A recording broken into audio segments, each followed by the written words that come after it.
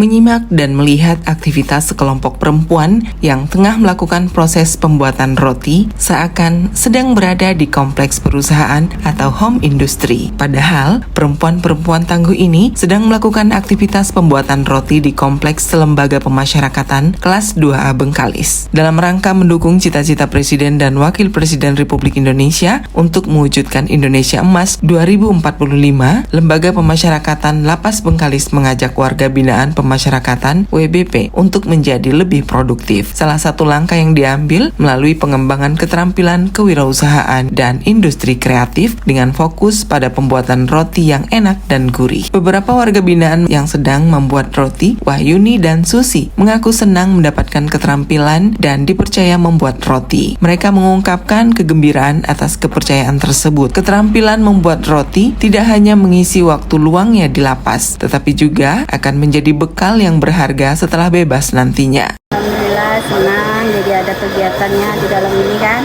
sekalian melatih keahlian kita ya. Jadi nanti kita bebas. Senang lah, ada pengalaman, pertama pengalaman, ada kesibukan.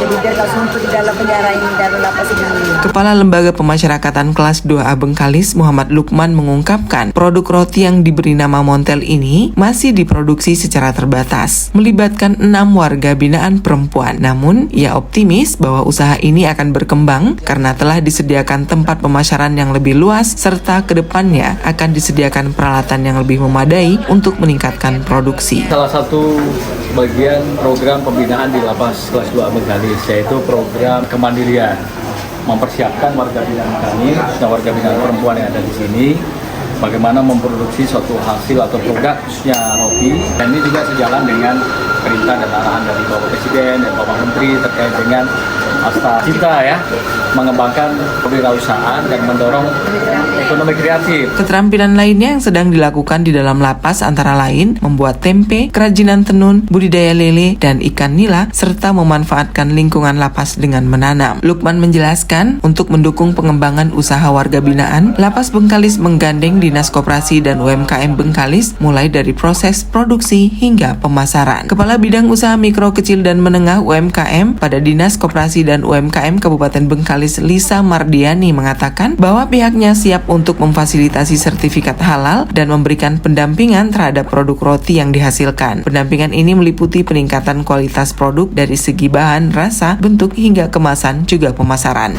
Kami dari Dinas Koperasi akan memfasilitasi usaha sertifikat halal. Kalau HAKI itu kan kementeriannya Hukum HAM yang mengeluarkannya. Jadi nanti kalau halalnya kita bisa fasilitasi. Untuk sumber daya manusianya akan kita dampingi, akan kita bina lagi supaya produknya ini jadi lebih berkualitas dalam bentuk rasa, dalam bentuk rupa, dan packagingnya juga bisa jadi lebih baik supaya dilihat.